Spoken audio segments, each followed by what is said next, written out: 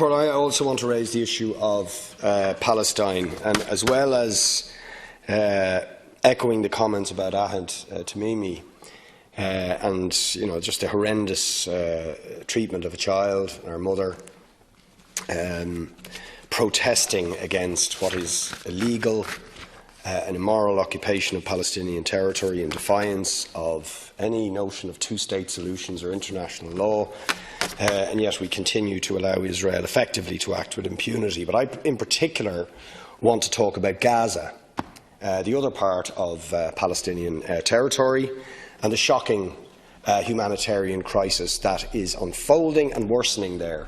So often with Palestine, we only talk about it when there's war, when there's conflict, when places are being bombed to bits, and we talk little about what the disastrous humanitarian consequences are after, and the impact that the siege is having on nearly 2 million people in a tiny pocket of land in Gaza. The facts are really shocking. 20% of the housing stock destroyed in the various Israeli assaults, 1.3 million, 70% of the population dependent on humanitarian assistance.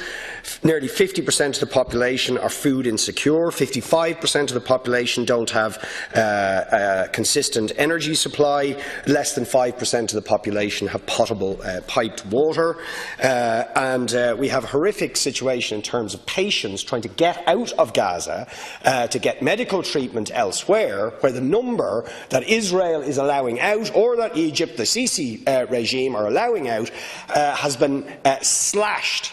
So that many people in desperate need of medical treatment simply cannot get out of Gaza. There's no medicine in the hospitals, there's no medical equipment in the hospitals, the amount of goods that can get in and out tightly controlled, and in particular impacting on medical stuff, because Israel claims it's dual usage and could be used as weapons and so on. Nonsense used to strangle the population into an appalling situation. Fishermen only allowed fish in a third of the fishing waters that they were supposed to be allowed to fish in under the Oslo Accords, and the world sits by and does nothing. And crucially, Minister, what I want to ask you is this. Simon Coveney went there last week. He met with Benjamin Netanyahu, the person who's defying international law, who's doing this, who's illegally occupying Israeli territory, who is in defiance of the the Geneva Convention in terms of the collective punishment of 2 million people in Gaza. Simon Coveney is happy to meet him. But when he goes to Gaza and does write a very moving blog about what he saw there, he refuses to meet the democratically elected members of the Gaza Parliament. Refuses to. And one line in his blog is to say, Hamas are deemed international terrorists, we don't deal directly with them. Now, by God, Benjamin Netanyahu, by any definition, is a terrorist in terms of what he's doing. We can meet him, no problem, but we go to Gaza and we will not meet with the democratically elected representatives of the people of Gaza. And let's remember, the reason Gaza is in the humanitarian mess it is in now is precisely because Israel refused to recognise the outcome of democratically elections over which there was international observation, and they were shown to be absolutely free and fair elections.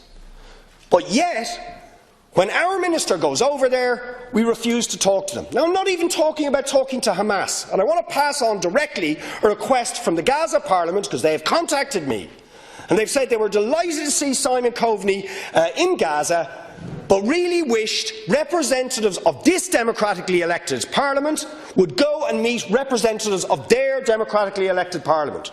Or maybe invite over the chair of the Speaker of the Gaza Parliament to this Parliament, to just talk to them. So we actually listen to what the elected representatives of the people of Gaza suffering this appalling situation actually have to say.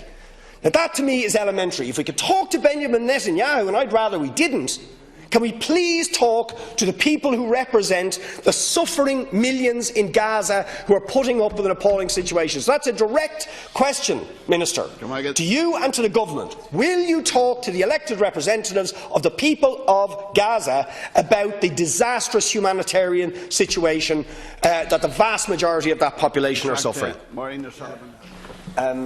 Minister, just really to follow up on the statement I made earlier on and the questions that I concluded with about Gaza. I know you discussed Jerusalem at the conference, at the Council, but I would like some response on the issue of Gaza. And I don't know if you can tell us much about what Minister Coveney did there last week. I know he met with some people, but they were linked to one faction, let's put it that way, the Ramallah-based government, and so they should.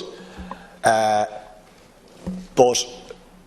there is a problem about not meeting the elected representatives from Gaza itself, because let's remember that is the trigger for the Israeli assaults. Israel didn't accept the outcome of a democratic election and then attacked. Simon Coveney last week saw some of the consequences, and he was clearly aware of them.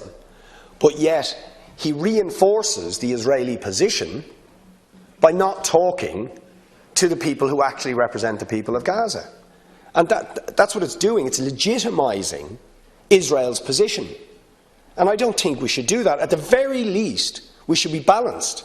I mean, there is now some reconciliation happening between the different factions, between Hamas and Fatah.